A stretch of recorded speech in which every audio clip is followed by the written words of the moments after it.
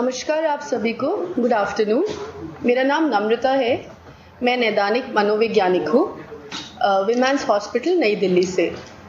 आज हम लोग डिस्कस करेंगे कुछ किस तरह से तनाव से, डिप्रेशन से, घबराहट, एंजाइटी, गुस्सा, इन सब इमोशन से कैसे डील किया जाए।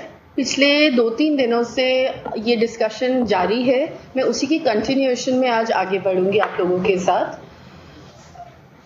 उम्मीद करती हूँ कि ये आपके लिए कारगर होगा, आपको इफ़ेक्टिव रहेगा। कोई भी एक ऐसी चीज़ जो आप इस्तेमाल कर पाएँ मुश्किल की घड़ी में, जब आप परेशान हैं, तो हम समझेंगे कि हमारा ये प्रोग्राम आपके साथ सक्सेसफुल रहा।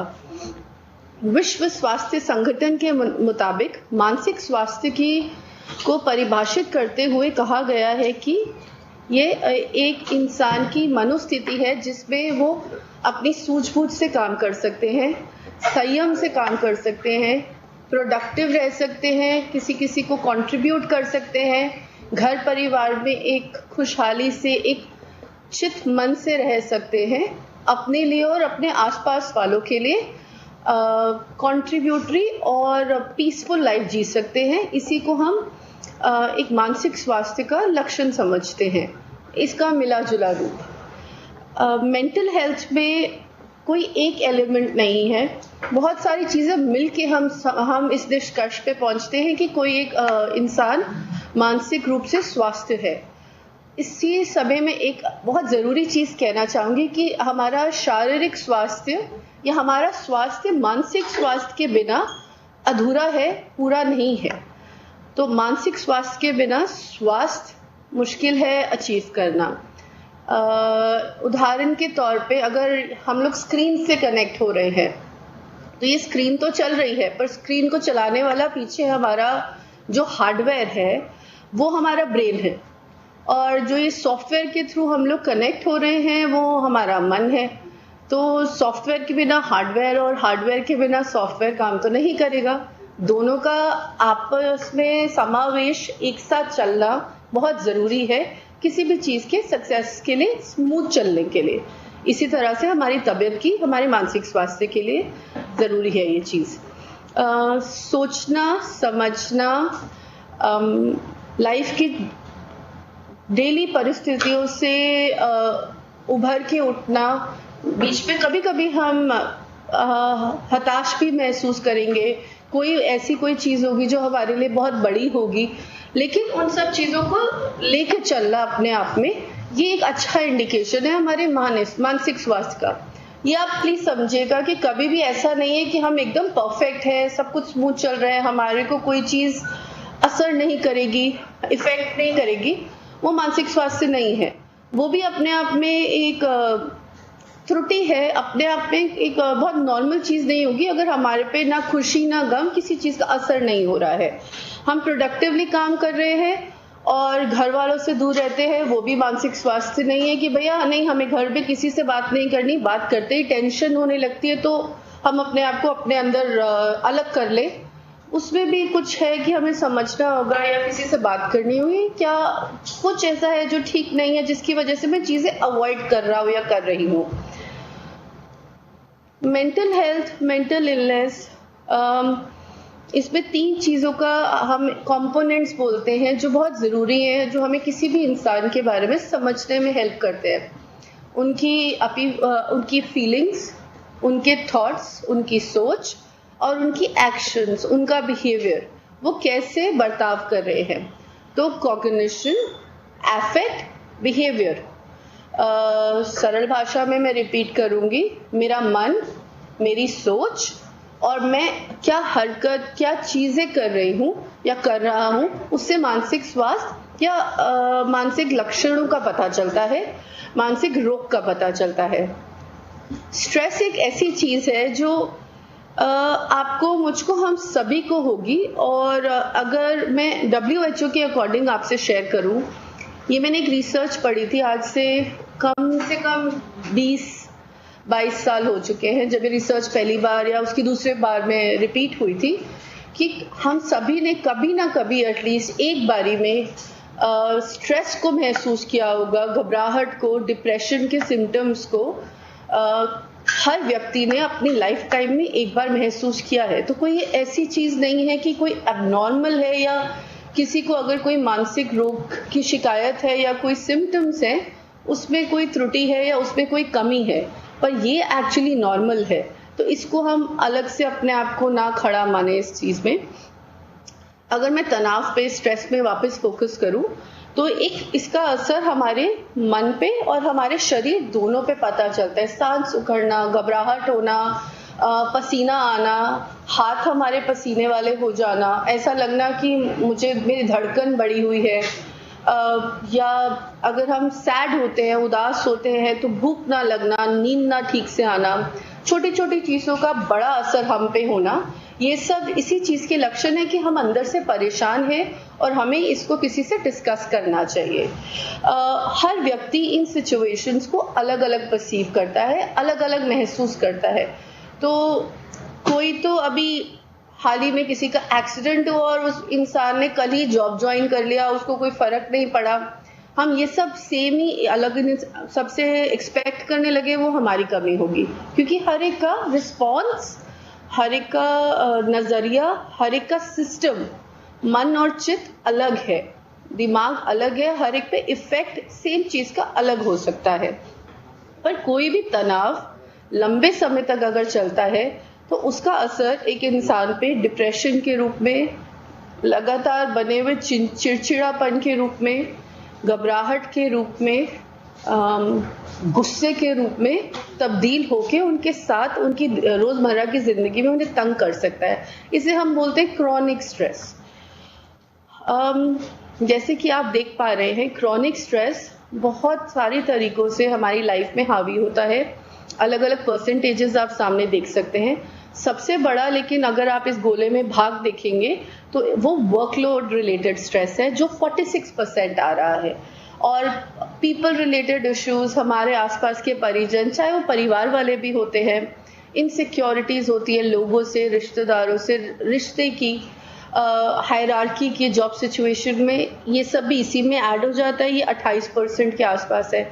ये स्टैटिस्टिक्स ऊपर नीचे हो सकते हैं, नंबर इसलिए हैं ताकि हम थोड़े बेहतर समझ पाए कि ये उतना ही सच है जितना आपका मेरा जीवन है, और स्ट्रेस उसका एक बहुत बड़ा हिस्सा है।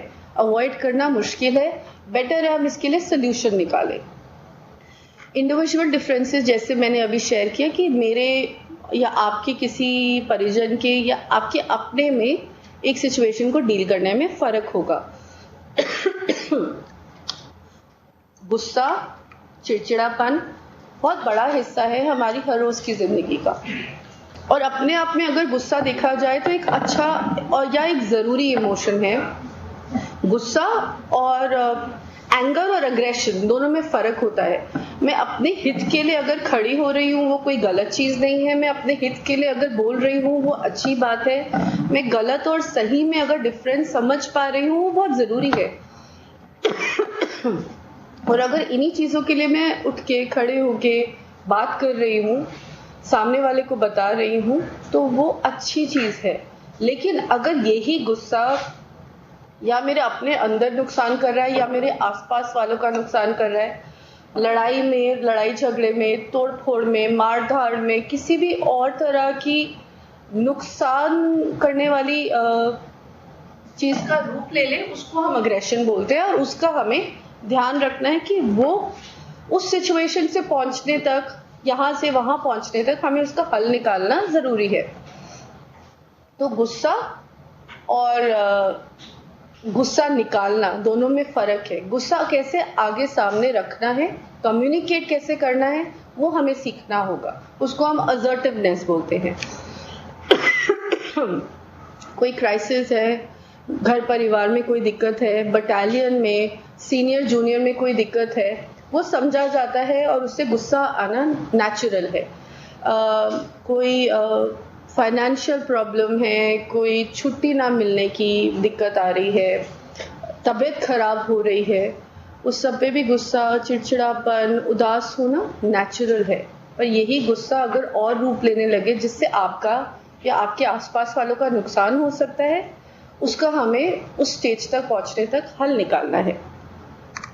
जैसे आप देख पा रहे हैं, नंबर 1 पे, टोटली काम, मुझे चीज़ों का परेशान नहीं कर रही है, मैं अपने आप में मन में शांति है मेरे, मुझे दिक्कत नहीं आ रही है, मैं चीज़ें मैनेज कर पा रहा हूँ या कर पा रही हूँ, ये एक अच्छी सिचुएशन है। साफ मन से, खुले दिमाग से हम किसी चीज़ को सोच पा रहे हैं, ये भी ठीक है।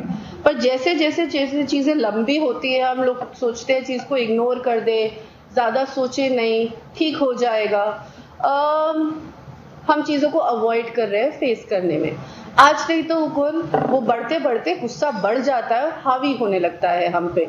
और जब ऐसा लगता है कि आसपास वाले हमारी सुन ही नहीं रहे हैं, हमें नज़रअंदाज कर रहे हैं, वहाँ से दिक्कतें शुरू हो जाती हैं। क्योंकि हम अपने आप को और परिस्थितियों को अलग तरह से देखने लगते हैं। जो हमने थॉट इमोशन बोला था, थॉट और इमोशन हमारा इफेक्ट होने लगता है, और उसके बाद हमारा बिहेवियर, हमारे एक्शंस, कैसे हम लोगों से इंटरैक्ट कर रहे हैं, कैसे हम उनकी जो भी वो हमारी तरफ कह रहे हैं उनको समझ रहे हैं, उसमें बदलाव आने लगता है अगर ये चीज़ें बहुत लंबे समय तक चले। जैसे आप देख पा रहे हो, मन और दिमाग में बहुत स्ट्रॉन्ग कनेक्शन है। किसी भी मन में अगर कुछ चल रहा है तो दिमाग पे असर होगा, दिमाग में कुछ चल रहा है तो मन पे असर होगा, और इन दोनों का असर मिलके हमारे शरीर पे दिखता ही दिखता है। आप बीमार जल्दी जल्दी पड़ सकते हैं, आपको कब्ज की दिक्कत हो सकती है, पेट खराब हो सकता है, खाना नहीं पच रहा हो, ये हमारे गैस्ट्रो जो हम बोलते हैं ना, अरे यार दवाई खा ले, एक पैंटॉप ले ले, अक्सर ऐसे लोग खुले ही मुंह से बोल देते हैं चलो जी वो दवाई ले लो, जैसे क्रोसिन खाते रहते हैं या सिर दर्द की कोई दवा नॉर्मल लेते रहते हैं, पर ये नहीं सोचते कि बार बार पेट क्यों खराब हो रहा है, सर में इतना दर्द क्यों हो रहा है, दिल की धड़कन बार बार बढ़ रही है। उसका हल निकालना ज़रूरी है। तो आप समझिए कि जैसे आपकी मेंटल हेल्थ है, उसका इफेक्ट डायरेक्टली आज नहीं तो कल आपके शरीर पे ज़रूर दिखेगा। जितने लंबे ये लक्षण चलेंगे मेंटल हेल्थ के, उतना ही मुश्किल हो जाता है बॉडी के लिए इसको संभालना और हमें इग्नोर करना। तो उस सिचुएशन से ना पहुंचे और उससे पहले उसका हल निकालें। आप यहाँ पे एक स्टीयरिंग देख पा रहे होंगे। ये स्टीयरिंग एक उदाहरण है कि मेरे कंट्रोल में क्या क्या है। मुझे गाड़ी चलाने में बहुत रुचि है। धीरे धीरे मैंने ये समझा कि एक टाइम ऐसा था जिंदगी का जहाँ मुझे लगता था ये स्टीयरिंग ही मेरे कंट्रोल में, जब मैं गाड़ी में हूँ उसके आगे पीछे क्या चल रहा है मुझे समझ नहीं आ रहा। तो वहीं से मैंने उदाहरण लेते हुए समझा, एक साइकोलॉजी की थ्योरी के साथ इसे लगाया कि आप बीच वाला सर्कल देखेंगे जो छोटा है, थिंग्स इन माई कंट्रोल, जो मेरे डायरेक्ट कंट्रोल में है, जिसपे मैं इफेक्ट कर सकती हूँ या जिसपे मैं इन्फ्लुएंस कर सकती हूँ। लेकिन जो बड़ा वाला गोल है, बड़ा वाला सर्कल है, वो सब मेरे कंट्रोल से बाहर है।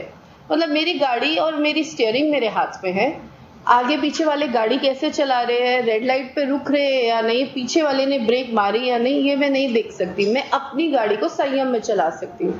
तो इसी तरह से मेरे इमोशंस, मेरे थॉट्स, मैं कैसे किसी को रिस्पॉन्ड कर रही हूँ, ये सब मेरे हाथ में है। इसके अलावा मैं हेल्प ले रही हूँ या नहीं, मुझे कोई चीज़ तंग कर रही है, मैं किसी से डिस्कस कर रही हूँ या नहीं, ये मेरे कंट्रोल में है। सामने वाला क्या कहेगा, सामने वाला बात सुनना चाहेगा या नहीं सुनना चाहेगा, परेशान होगा, परेशान करेगा, इस पे मेरा बस नहीं है। तो ये जो मैं कर सकता हूँ या कर सकती हूँ उस पर संयम पाना है, अपने मूड को ठीक रखना है, अपने लिए क्या कर सकते हैं, अपने परिवार के लिए कितना कर सकते हैं, वो मेरे कंट्रोल में है। परिवार वाले, रिश्तेदार, भाई बहन, कमांडर्स, वो कैसे रिस्पॉन्ड करेंगे वो उन पे है, हम पे नहीं है। तो कुछ पॉइंटर्स हैं जहाँ पे हम चेक कर सकते हैं कि कैसे मैनेज करना है हमें। अगेन हम अपने थॉट्स, इमोशंस, एक्शंस पे आएंगे। मेरा अगर मूड नेगेटिव है, थॉट बहुत ज़्यादा है, चिड़चिड़ापन रह रहा है, मैं चीज़ों को आंखें बंद करके चल रही हूँ या चल रहा हूँ कि अपने आप ठीक हो जाएंगे, वो एक इंडिकेशन है कि चीज़ें परेशान करना शुरू हो चुकी हैं। सिम्टम या लक्षण ऐसे हो सकते हैं कि टेंशन बनी रहती है, शरीर में दर्द होते रहते हैं, तनाव बना रहता है, एनर्जी नहीं होती है। सब कुछ आसपास तो अच्छा है, खुशी का माहौल है, कोई हमने लड़ाई जीती है, जंग जीती है, त्योहार आ रहे हैं, घर परिवार में सब निश्चिंत हैं, सुरक्षित है, पर मेरा मन उदास है, उचक रहा है, वो अपने आप में एक सिम्टम है। मुझे ऐसा लगता है कि सब तो अच्छा बिहेव करे, पर मैं छूटते ही गुस्सा कर देता हूँ या कर देती हूँ। उस पर हमें सोचना होगा ये क्या हो रहा है। फर्स्ट स्टेप है इन चीज़ों को, इन सिम्टम्स पे गौर करना, अवेयर होना कि ऐसा मेरे साथ हो रहा है और मैं महसूस कर रहा हूँ। समझना कि सल्यूशन अवेलेबल है, मैं अगर डिस्कस करूँ प्रॉब्लम सॉल्व हो सकती है, ये एक फेज में निकल जाएगा, लेकिन जितना लंबा इग्नोर करेंगे उतनी ही ये परेशान करेगी चीज़ें। मुझे इस समय ऐसे फेज में अपने आप पे ध्यान देना है, अपने आप को प्रायोरिटी बना के चलना है, ये बहुत ज़रूरी है समझना। कभी कभी कोई एक चीज़ चुन लीजिए, सिर्फ उस पर ही गौर कीजिए, बाकी चीज़ें अपने टाइम पे हो जाएंगी या इसके बाद करेंगे। पॉज ले लीजिए, थोड़ा समय अपने लिए निकालिए, 5 से 10 मिनट अपने आप को भीड़ भाड़ से, लोगों से अलग जाके शांत करने की कोशिश कीजिए। ये छोटी छोटी चीज़ें हैं जो हम शुरुआती तौर पे कर सकते हैं। कोई चीज़, कोई व्यक्ति, आपको अगर चीज़ बात तंग कर रही है, वो हमारे लिए ट्रिगर है, तो उसका निवारण करना बहुत ज़रूरी है और टाइम से निवारण करना बहुत ज़रूरी है। या यहाँ पे एक छोटी सी एक्टिविटी हम शुरू करेंगे ताकि आगे के कोपिंग हम आपस में डिस्कस करके कुछ सॉल्यूशंस निकाल पाए जो आप डे टू डे बेसिस पे प्रैक्टिस कर सकते हैं और आपको जो अपने आप को एकाग्र करने में हेल्प करेगा, काम डाउन करने में हेल्प करेगा। आप यहाँ पे देख रहे हैं ताला है, तो उदाहरण के तौर पे ताला दिया है कि हम नेगेटिव थॉट्स पे, नेगेटिव इमोशंस पे ताला लगा सकते हैं, चाहे वो कुछ देर के लिए है, लेकिन शुरुआत वहीं से होगी। तो आप इसको संदूक देख रहे हैं, तिजोरी देख रहे हैं, एक किताब है, डायरी के लिए ये किताब मैंने उदाहरण में रखी है कि हम एक डायरी में उतारे और उसे बंद कर दिया। तो अभी मैं आप सबसे चाहूँगी कि आप 2-4 मिनट के लिए बिल्कुल यहीं पे ध्यान दीजिए। अगर आपको बेहतर लगता है अटेंशन फोकस करने में, तो आप अपनी आंखें बंद करके कोई भी एक ऐसा डब्बा, एक कंटेनर इमेजिन कीजिए। मैं आपके साथ करती हूँ और साथ साथ आपको इंस्ट्रक्शन दूंगी। कहीं पे भी आपके जहाँ थॉट्स भाग रहे हैं इस समय, इधर उधर हैं, कोशिश कीजिए कि एक छोटा सा डब्बा, तिजोरी, ड्रॉर, जो आपको इस समय आपके दिमाग में आता है, जो आपको हेल्प कर रहा है, जो भी एक्स्ट्रा थॉट्स है वो इस डब्बे में डाल दीजिए। ये डब्बा आपके कंट्रोल में है, आपका ही है।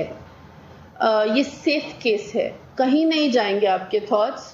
आप बाद में इनको अटेंड कर सकते हैं, फ्रीली अटेंड कर सकते हैं, पर अभी ये एक्स्ट्रा थॉट्स है क्योंकि आप और हम इकट्ठे इस सेशन में हैं, तो कुछ भी जो है वो इसके बाद, वो बाद में डील कर सकते हैं।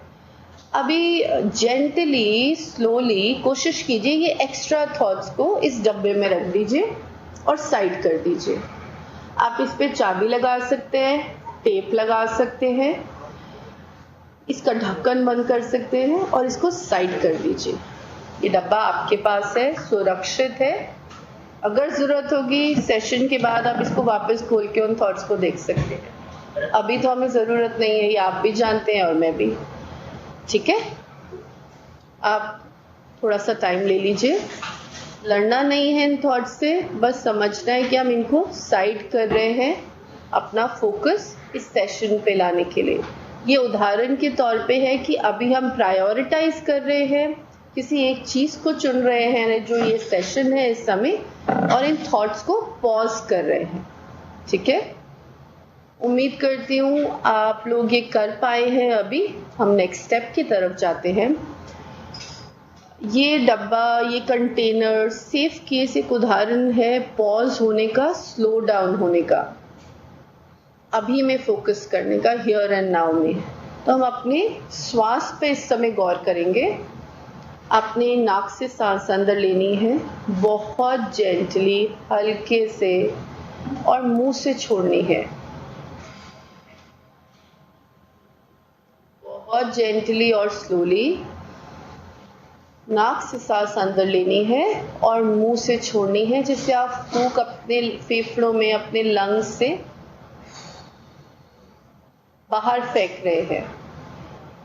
हमारी ब्रेथ, हमारी सांस, हमारे बहुत सारे इमोशंस को, स्ट्रेस को, बॉडी में जो तनाव होता है, मसल्स में जो तनाव होता है, उसको जोड़ के पकड़ के बैठी होती है।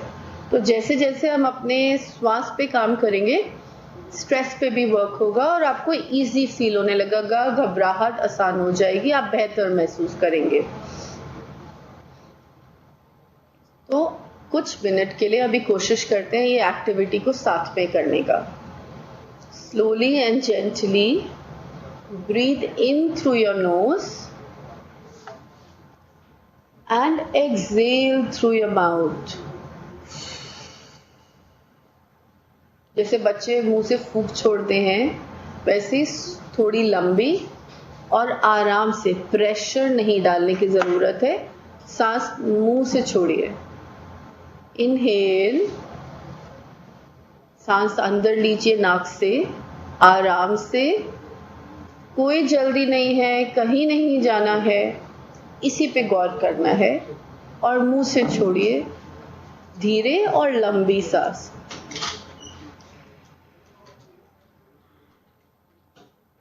बॉडी को हल्का रखिए, टाइट करने की जरूरत नहीं है, सिकुड़ने की जरूरत नहीं है, जोर में लगाने की जरूरत नहीं है।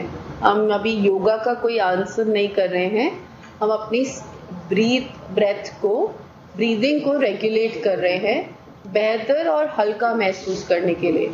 ये हमारे नर्वस सिस्टम को एक मैसेज है कि हम सेफ हैं, हम अपनी बॉडी के कंट्रोल में हैं, हम अपना ख्याल रख सकते हैं। Inhale slowly and gently through your nose.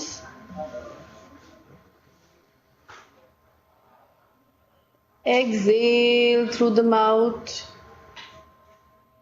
Gently inhale and exhale through the mouth.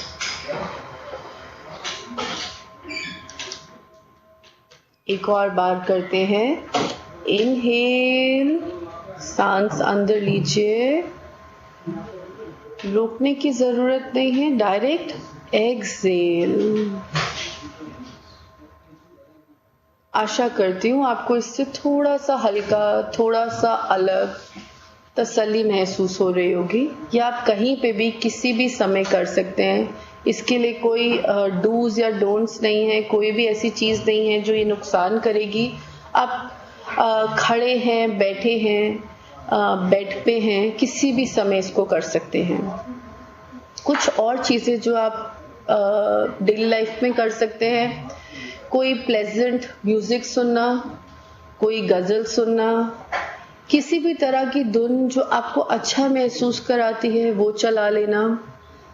बाहर खुली हवा में बैठने में अगर अच्छा लग रहा है तो एकाग्र होके, अपने आप में सम्मिलित होके, वहाँ पे अपने इन्वायरमेंट से, अपनी सराउंडिंग से कनेक्ट होना।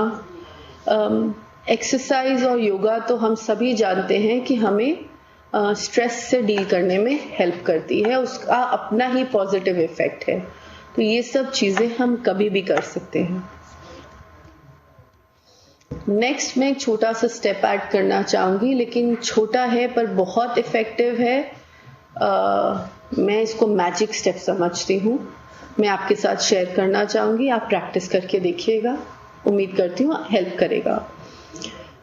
कोई भी एक, अगर आप कोई भी एक ऐसी ट्रिप पे गए हैं, घूमने गए हैं, परिवारजनों के साथ कहीं किसी जगह गए हैं, किसी को बीच पसंद होती है, किसी को पहाड़, और किसी को खुला समुद्र की वो सीन ही अपने आप में बहुत पावरफुल फील होता है, बहुत रिलैक्सिंग फील होता है। कोई भी एक ऐसी जगह आप इमेजिन कर सकते हैं। मैं आपसे रिक्वेस्ट करूंगी कि आप आईज प्लीज क्लोज कर लीजिए, अगर आप कंफर्टेबल हैं आईज क्लोज करने में। नहीं तो आप नीचे जमीन की तरफ देख सकते हैं ताकि आपका ध्यान अपनी तरफ ही रहे, या जैसे भी आप इजी फील करते हैं प्लीज वैसे रहिए। एक ऐसी जगह इमेजिन कीजिए जो आपको रिलैक्स फील कराती है, जो आपके लिए पीसफुल थी, जहाँ कोई हैप्पी मेमोरी या हैप्पी एनवायरनमेंट था, कोई भी ऐसी जगह, आपका एक क्यू वर्ड जिससे हम बोलते हैं ना, एक क्यू वर्ड है जिससे हमें ये जगह, हम वापस इस मेंटल स्पेस में जाएंगे। स्लो डाउन, तो स्लो आपका वो एक शब्द हो सकता है जो आपको रिमाइंड कराए कि आप जब आपको जरूरत है आप इस जगह पे वापस मेंटली जा सकते हैं और बेहतर महसूस कर सकते हैं। स्लो, और उसके आगे आप उस जगह का नाम सोच सकते हैं, बीच, पहाड़, पानी, झरना, कोई भी एक ऐसा वर्ड आप अपने आप से इमेजिन कीजिए जो आपको उस जगह में मेंटली लेके जाएगा। अब वापस जैसे हमने अभी ब्रीदिंग प्रैक्टिस की थी साथ में, वो ब्रीदिंग वापस करते हैं। Inhale through your nose,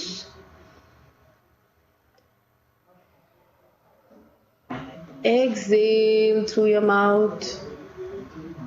Inhale slowly and gently and exhale. आपको उस जगह की, आप क्या देख पा रहे हैं आसपास, मेंटली आपको क्या याद है वो सोचिए।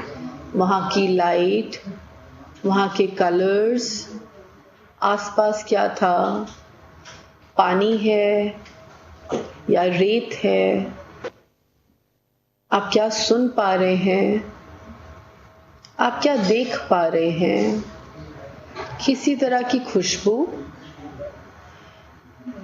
कुछ भी जो आप सूंघ पा रहे हैं, रेत की खुशबू है या समुद्र की खुशबू है, जो आपको इस जगह लेके जा सकती है मेंटली, अभी वहां से कनेक्ट कराती है। Inhale slowly and gently and exhale. Inhale, slow, long and deep. नाक से सांस लीजिए और मुंह से सांस छोड़िए। बीच में रुकना जरूरी नहीं है, धीरे करना है, आराम से सांस लेनी है और लंबी सांस छोड़नी है। छोड़ते हुए सांस थोड़ी सी लंबी रखने की कोशिश कीजिएगा, ये धीरे धीरे बढ़ेगा। अगर धूप की किरणें हैं आपकी इमेज में, आपकी इस जगह में, तो उनको इमेजिन कीजिए। पानी है अगर आपके पाँव के नीचे, उसे इमेजिन कीजिए। आसपास अगर ठंडी हवा चल रही है तो उसे महसूस कीजिए। इनहेल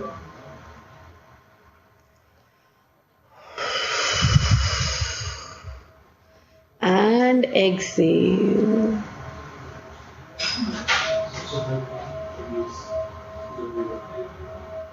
धीरे धीरे जैसे भी आप रेडी हैं, हाथ को मलिए आपस में, बाहों को मलिए, अपने शरीर से वापस कनेक्ट कीजिए, अपनी बॉडी से टच में आइए। हाथ मल के आंखों पे महसूस कर सकते हैं, कानों के पीछे अक्सर स्ट्रेस इकट्ठा होता है, उसको हल्के हल्के मलिए। और जैसे भी आप रेडी हैं, जितना भी टाइम चाहिए, स्लोली आंखें खोलिए।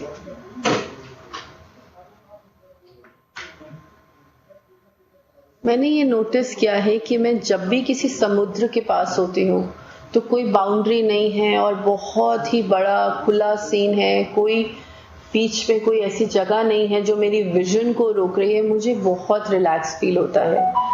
पानी के भाव से, उसकी आवाज़ से मुझे बहुत अच्छा महसूस होता है। तो जब भी मैं ये एक्सरसाइज करने की कोशिश करती हूँ, मैं यूजुअली समुद्र को इमेजिन करती हूँ और मुझे बहुत आराम मिलता है।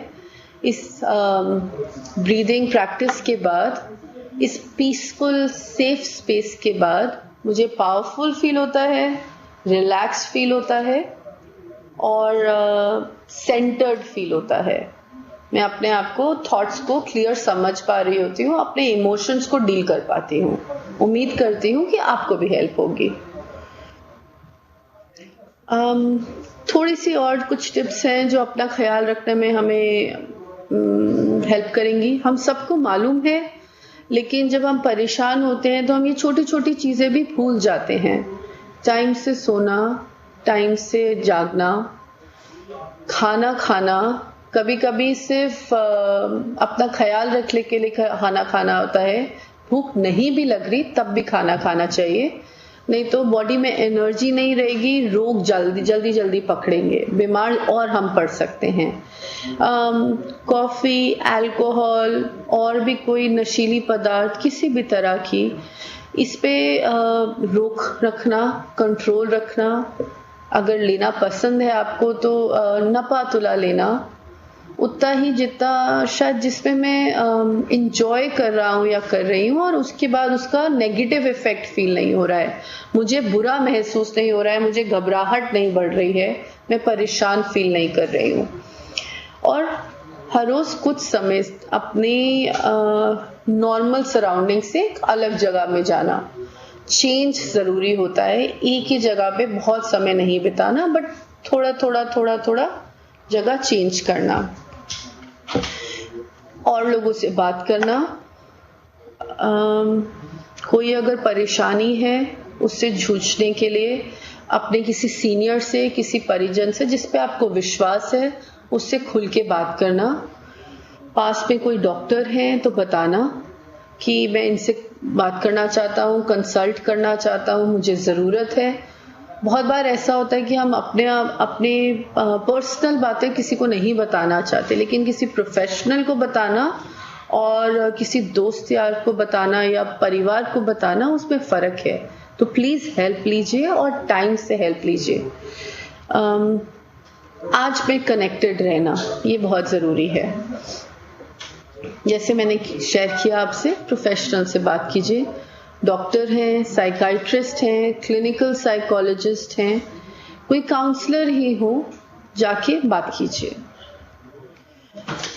अपने आप पे विश्वास बनाए रखना बहुत ज़रूरी है, लेकिन जब हम परेशान हैं, हमारा मानसिक स्वास्थ्य बिगड़ रहा है, तो अपने आप में विश्वास सबसे पहले हिट होता है। हमें अपने आप पे कॉन्फिडेंस नहीं रहता है, हमारी डिसीजन मेकिंग वीक हो जाती है, हमें सिर्फ कमियां अपने आप में नजर आती है। तो ऐसे समय में याद रखना है कि ये एक फेज है, मुझे अपने आप से नरमी से डील करना है और मुझे अपने आप में विश्वास बनाए रखना है। उस समय ये नेचुरली नहीं होगा, पर मुझे ये चूज करना है और ये स्टेप फॉरवर्ड लेना है। इसके लिए जो भी हेल्प की जरूरत हो, प्लीज हेल्प लीजिए। ये एक शुरुआत है। हमने पिछले साल भी आपके साथ शुरुआत एक गेटकीपर प्रोग्राम शुरू किया था। उम्मीद करते हैं कि ये स्टेप आगे बढ़ेगा और ये आज के सेशन और जो 5 दिन चल रहे हैं आपको हेल्प करेंगे। आशा रखती हूँ आप सब ठीक रहेंगे, सेफ रहेंगे। नमस्कार।